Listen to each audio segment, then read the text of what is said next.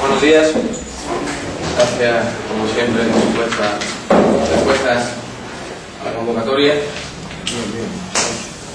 Antes de comenzar con el tema que nos ocupa y por el que convocamos la rueda de prensa, quisiera, al hilo de la actualidad, mandar un mensaje de solidaridad, de reconocimiento a la labor que hacen las fuerzas y cuerpos de seguridad, Guardia Civil, Policía Nacional y Policía Local, y un mensaje de ánimo, de apoyo y de solidaridad a los vecinos y a las vecinas del Príncipe, que están siendo víctimas y sufriendo, junto con el resto de la ciudadanía, una escalada de violencia en la barriada, contra la que solo cabe una acción, y es la unidad de todas las fuerzas políticas, el compromiso y el apoyo hacia la fuerza y cuerpo de seguridad y la contundencia en la respuesta.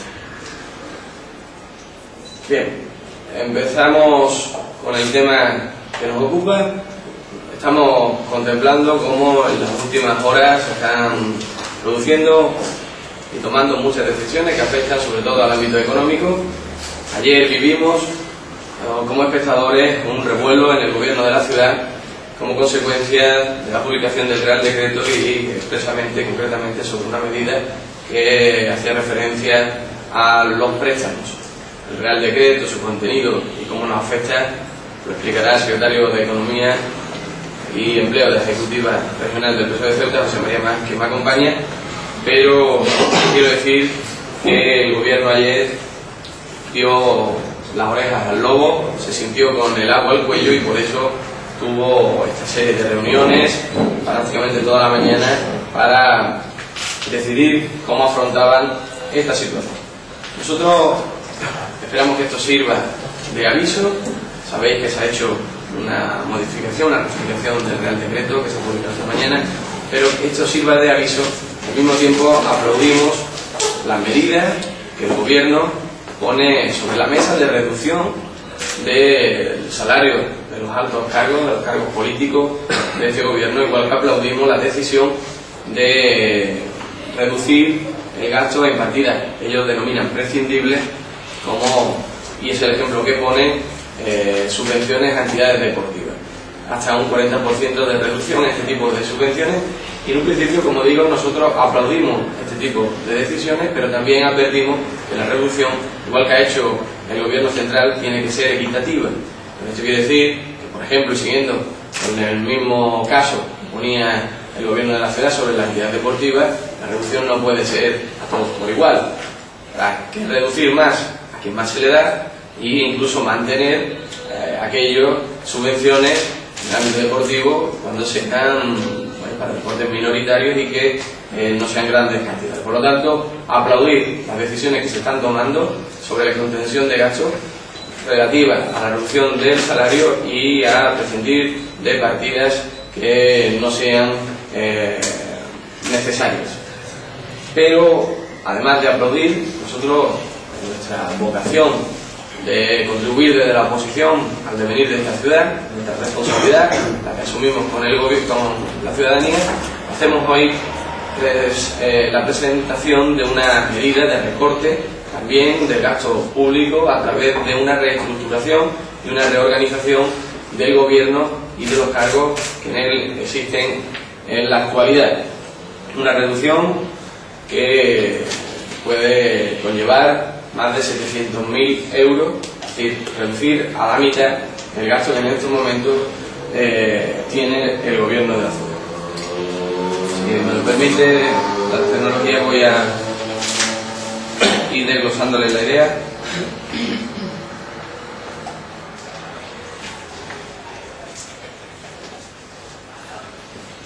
Bien, como he dicho, vamos a presentar una propuesta para la contención del gasto y la optimización de los recursos públicos.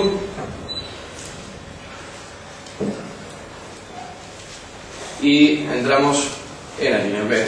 Lo primero que vamos a marcaros son actualmente los gastos que tiene el gobierno de la ciudad referentes a las consejerías, viceconsejerías y demás altos cargos que tiene. Y vemos como el presidente tiene un salario mensual de 3.188,99 euros y sigue el título con el recuadro azul, que es donde se desglosan las cantidades. Tiene dos pagas extras de igual cuantía, más los 1.382,42 euros, que es el concepto que cobraría por la asistencia a los plenos, como cualquier diputado. Esto da un total al mes de 5.102,9 euros, prorrateadas las dos pagas extraordinarias, y al año pues son 61.234,9. Las consejerías actualmente son 9: Consejería de Medio Ambiente, Juventud, Educación, Fomento, Hacienda, Economía, Empleo, Sanidad, Consumo, Asuntos Sociales y Gobernación. Las conocen perfectamente. Les desglosamos las cantidades y llama mucho la atención que los consejeros sean o no diputados. También se les paga los 1.382,42 el concepto de asistencia a pleno, y hace un total al año de 437.268,6 euros. Las viceconsejerías, que son 7, son al año nos cuestan 324.470,3 euros. Luego, si nos pasamos a los directores generales más el jefe de gabinete, que tiene la consideración en cuanto a la retribución como un director general. Vemos que el total al año, contando, como digo, los 4 directores generales más el jefe de gabinete, son 315.261,1 euros. Las dos vicepresidentes de la mesa al año 92.705,8 euros. Las 4 subdirecciones generales al año cuestan 172.403,84 euros. Y luego tenemos, sin cuantificar, porque depende en algunos casos y diferencias en los salarios, 11 asesores o asesoras.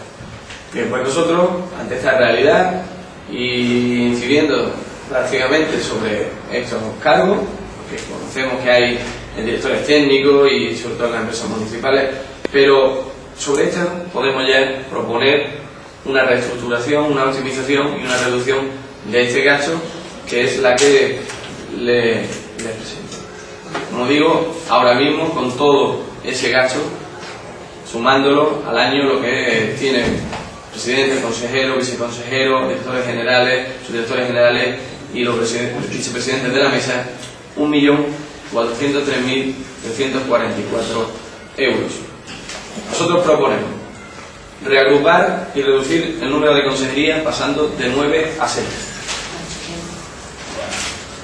En la documentación que les vamos a entregar solo hay diferencia con la presentación, en que falta poner el nombre de las consejerías que nosotros le damos a la reestructuración, porque hecha la reestructuración que proponemos, y desde luego que es el compromiso y la propuesta que nosotros también introduciremos en nuestro programa electoral. Una consejería de Hacienda, Economía, Empleo, Consumo y Nuevas Tecnologías, una consejería de Juventud y Deporte, una consejería de Fomento, Medio Ambiente y Servicios Urbanos, una consejería de Sanidad y Asuntos Sociales, una consejería de Educación, Cultura y Mujer y una consejería de Gobernación. Haciendo los mismos cálculos con las mensualidades que hemos visto anteriormente, que están calculadas con la reducción ya del 15% que propone el Gobierno de la ciudad, nos da un total anual de 291.512,4 euros. Es decir, nos ahorramos con respecto a este mismo concepto, la forma que está actualmente, 145.756,2 euros. Proponemos también reducir el número de viceconsejerías, pasando de 7 que hay actualmente a 1. Y la que mantenemos es la viceconsejería que aglutinaría barriadas, playas y jardines, porque sabéis que es una apuesta de este partido sobre las barriadas y entendemos que es conveniente tener una viceconsejería para este área expresamente.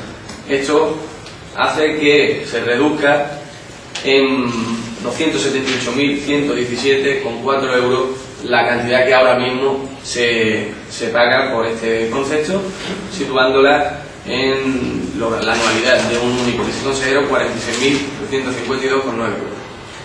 Proponemos reducir el número de directores generales, pasando de 4 que hay actualmente a 2, y mantenemos la Dirección General de Transporte y la Dirección General de Menores porque son áreas transferidas. Y eso, como ven, supone reducir a la mitad del gasto anterior, situándolo en 126.104,44 euros, por lo tanto nos ahorramos 126.104,44 euros. Y proponemos reducir el número de subdirectores generales, pasando de los 4 actualmente a 1, que sería el subdirector general de empleo, porque obviamente el empleo es una cuestión vital, importante en nuestra ciudad y no debemos recortar recursos para hacer frente a esta realidad. Esto sitúa el gasto en nuestra propuesta en 43.100,96 euros y lo reduce con respecto a lo que el gobierno de la ciudad se gasta actualmente, 129.302,88 euros. Y proponemos igualmente reducir el número de asesores que hay actualmente, como he dicho, que las tenemos cuantificados, de 11 a 5. Los partidos políticos renunciarían a su asesor de la portavocía, como ha hecho el PSOE. El PSOE nunca ha utilizado ese segundo portavoz, a pesar de tener la opción desde que empezamos la legislatura. Nosotros fuimos consecuentes con nuestro discurso y esto que proponemos hoy lo venimos repitiendo desde que empezamos la legislatura. Había que reducir el número de altos cargos de este gobierno, de cargos de libre designación, de libre disposición, y nosotros, consecuentemente con ese discurso, renunciamos al derecho que teníamos de ocupar la plaza del segundo asesor. Somos el único partido y a raíz de nuestro movimiento, el Partido Popular hizo lo propio y actualmente solo la Unión Demócrata de Ceuta mantiene los 2 asesores. Nosotros proponemos, como he dicho, reducir el número de asesores de 11 a 5, quedando 3 para los grupos políticos, es decir, el asesor de los grupos políticos, un asesor de prensa y un asesor de asuntos sociales, porque son cuestiones, entendemos la prensa, que el gobierno tiene que funcionar con los medios de comunicación. Tiene actualmente 2, nosotros consideramos que un asesor de prensa es suficiente, y el de asuntos sociales por el mismo motivo que decía anteriormente, son temas sensibles y podemos mantener los recursos.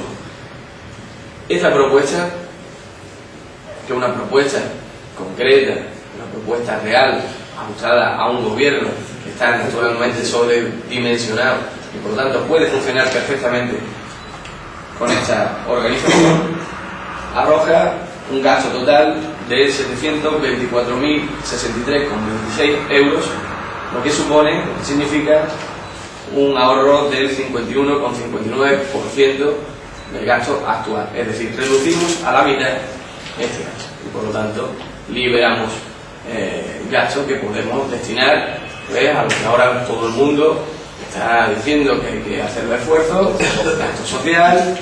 Liberamos para poder acometer inversión pública, que estamos viendo cómo el gobierno puede empezar a tener dificultades para pedir los préstamos y hacer frente a los compromisos que tiene adquirido con la inversión. Por lo tanto, una propuesta seria, meditada, la hemos trabajado, la presentamos con nombre y apellido y con datos, y yo espero que el gobierno de la Ciudad Autónoma de Ceuta, en el pleno de la Asamblea del jueves, apoye esta propuesta que le presentamos, porque va en beneficio de las arcas públicas y en definitiva de los ciudadanos. Si tienen alguna duda, luego si quieren y puedo se las aclararé, pero le doy la palabra al secretario de Economía y Empleo para que desglose el Real Decreto, como he dicho antes. Buenos días a todos y una vez más gracias por la asistencia. El motivo de la rueda de prensa también es hablar de lo que anticipamos la semana pasada, que ya ha salido publicado, ya tenemos el Boletín Oficial del Estado, donde viene plasmado el Real Decreto 8/2010, que nos aplica todo el plan de reducción extraordinaria del déficit público por parte de la Administración Central, que contemplando algunas medidas que no habían sido anticipadas, y paso a detallar muy brevemente todo el resumen de este plan de ajuste. La intención, como ya sabéis, eso está motivado por una necesidad dentro de los mercados internacionales de emisión de deuda pública, con el fin de apostar por la seriedad y el rigor de la situación económica en España. Evidentemente estamos hablando de que esto no es un tema solamente de gobierno, esto es un tema de Estado. Estamos hablando de la situación de España, que afecta absolutamente a todos los españoles, independientemente del color político de cada uno. Y consideramos muy importante que se haya efectuado esta medida extraordinaria con el fin, sobre todo, de garantizar el estado del bienestar. Lo que se ha pretendido en primer lugar es tomar una serie de medidas que hagan un efecto inmediato en el endeudamiento del Estado y acelere a los planes que ya estaban puestos en marcha de recorte un ahorro adicional entre los 2 años, 2010-2011, estamos hablando en torno a los 15.000 millones de euros. Esto ha requerido una actuación sobre las retribuciones del personal de los servicios públicos. En primer lugar, vuelvo a insistir en que se ha tenido muy en cuenta la progresividad a la hora de tomar la medida de aplicar el recorte. Empezando por arriba, el presidente del gobierno y los ministros se han bajado sus retribuciones un 15%, como ejemplo ante toda la ciudadanía de que son los primeros en que se aprietan el cinturón. De ahí para abajo, los altos cargos tendrán una reducción que rondará el 10%. Y en la escala administrativa de la función pública, el efecto será entre el 0,56% y el 7% de las retribuciones, pasando los complementos que forman parte de las retribuciones a un descuento lineal del 5%. Esto traducido, todo estos porcentajes, ¿qué significa? Significa que se ha tenido muy en cuenta el nivel salarial de esa persona y la categoría profesional a la hora de acometer un descuento. Hubiera sido mucho más sencillo hacer un recorte lineal, de decir, pues si la media es el 5%, pues el 5% para todos, pero se ha considerado que existen retribuciones con unas diferencias salariales muy importantes y evidentemente aquellos que tienen mayores ingresos siempre deben ser los que aporten más, y aquellos que tengan menores ingresos son los que tienen que sufrir menos esta situación de presión, partiendo de la base de que la necesidad hace obligatorio a que todos los ciudadanos aporten algo para poder sacar adelante esta situación económica que nos afecta a todos. En segundo lugar, se ha actuado sobre el tema de pensiones, pero una vez más queremos hacer hincapié en que no se va a bajar absolutamente bajo ningún concepto, ni en este ejercicio ni en el siguiente, las pensiones a ningún ciudadano español. Existen rumores que son malintencionados y no se va, insisto, a reducir las pensiones de ningún trabajador. Lo que sí se va a hacer es un plan puntual, porque estamos en una situación excepcional.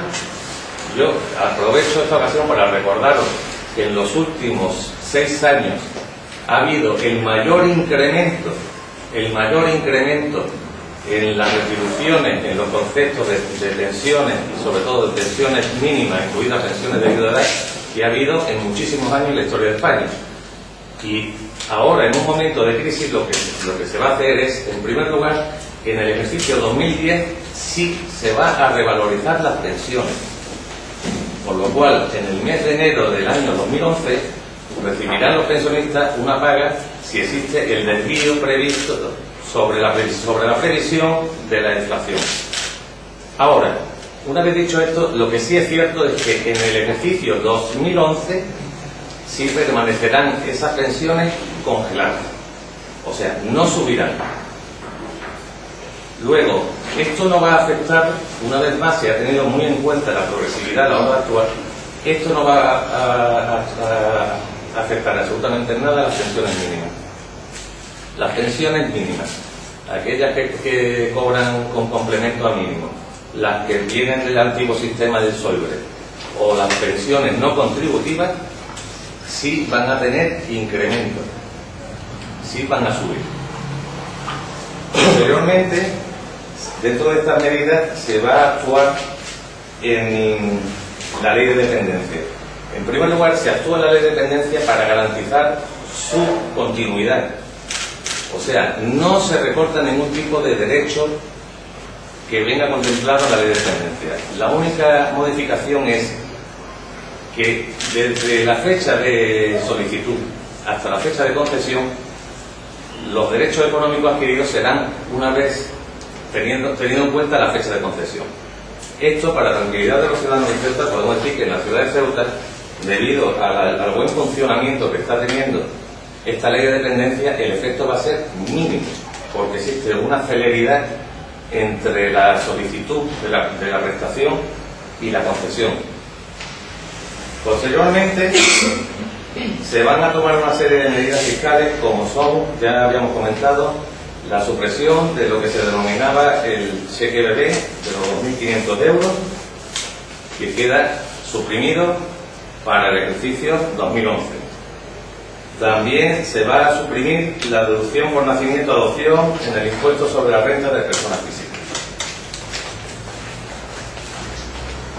En materia de sanidad, una vez más, vuelvo a insistir, partiendo de la base de que no sufre merma ningún tipo de derecho ni ninguna prestación a la cual un ciudadano español tiene derecho hoy en día, se va a proceder a una disminución del 7,5% en los precios de los medicamentos, aprobándose incluso una modificación en la ley de contratos del Estado, que lo que va a suponer es ahorrar por una mejor gestión, permitiéndose a partir de ahora la forma de adquisición centralizada de medicamentos a la cual se podrán adherir las comunidades autónomas.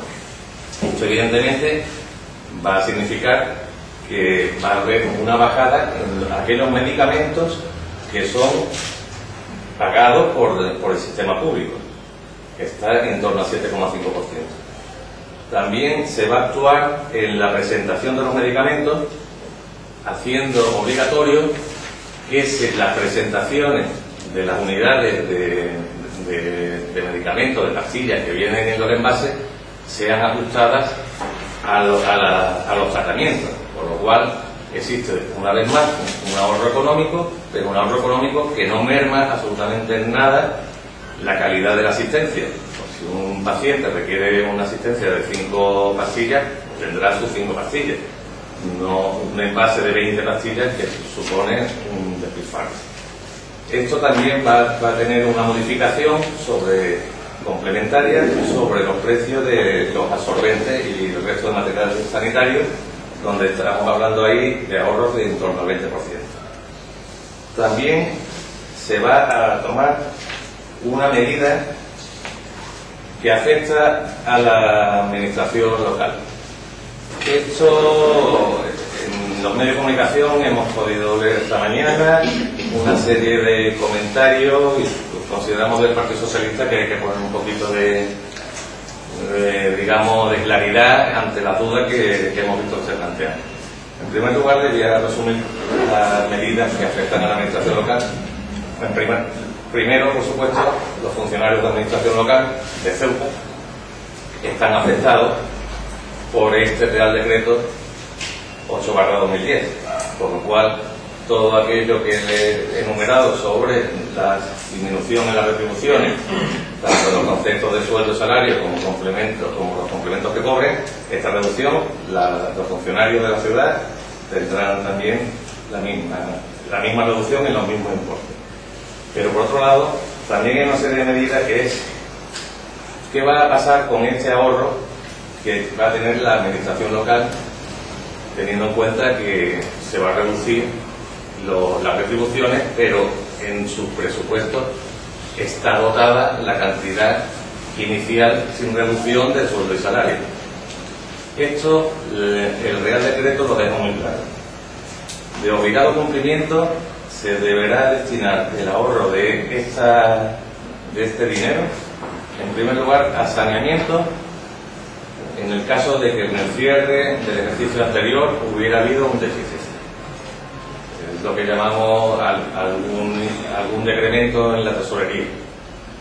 En segundo lugar, de obligado cumplimiento, se debe destinar al ahorro de la partida de endeudamiento. Se debe destinar a reducción del endeudamiento. Y en tercer lugar, en caso de que existiera la posibilidad, se destinaría a inversiones. Esta normativa, vuelvo a insistir, afecta a la ciudad de Ceuta. Por otro lado, hay dos medidas que también han causado bastante revuelo, y es aquellas que afectan al endeudamiento a corto y a largo plazo.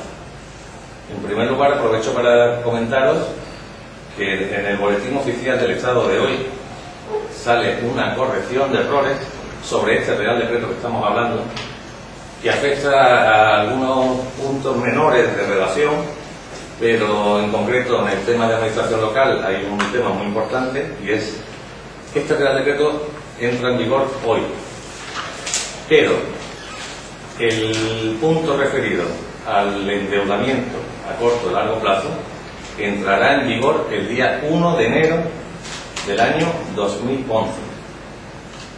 Eso quiere decir que en el año 2011 existirá una prohibición de endeudamiento a largo plazo para las administraciones locales, y en el año 2011 los créditos a corto plazo que se pidan a lo largo del ejercicio para solventar situaciones transitorias de tesorería deberán estar abonados en su integridad el 31 de diciembre. Se ha planteado en los medios de comunicación que en el caso de Ceuta esto no sería de aplicación. Le puedo decir que sí es de aplicación en Ceuta, sin lugar a duda ninguna. Esto es de obligado cumplimiento en Ceuta y afectará a Ceuta. Esta medida, vuelvo a repetir, la única variación que tendrá es que la fecha de entrada en vigor no va a ser a partir de hoy, sino a partir del 1 de enero. Pero que sin lugar a dudas, el día 1 de enero, Ceuta está afectada por esta medida sobre el endeudamiento. Podemos seguir también con otra serie de medidas que se contemplan en este campo de la reducción del gasto público. Se recortan, como sabéis, también las ayudas al exterior. Y en principio también queda ya suprimido la situación transitoria sobre las pensiones, como os dije en la anterior rueda de prensa, con lo cual yo creo que prácticamente existen luego una serie de medidas, digamos, que son más de carácter técnico sobre las autorizaciones necesarias para obras mayores a 12 millones de euros, pero digamos que considero que son demasiado farragosas como para hacer comentarios de comunicación. Y prácticamente, digamos, las grandes medidas que afectan a los ciudadanos son las que acabo de comentar. Como yo creo que podréis comprender, esta aplicación de esta serie de medidas desde el Partido Socialista consideramos que requieren que la ciudad reaccione.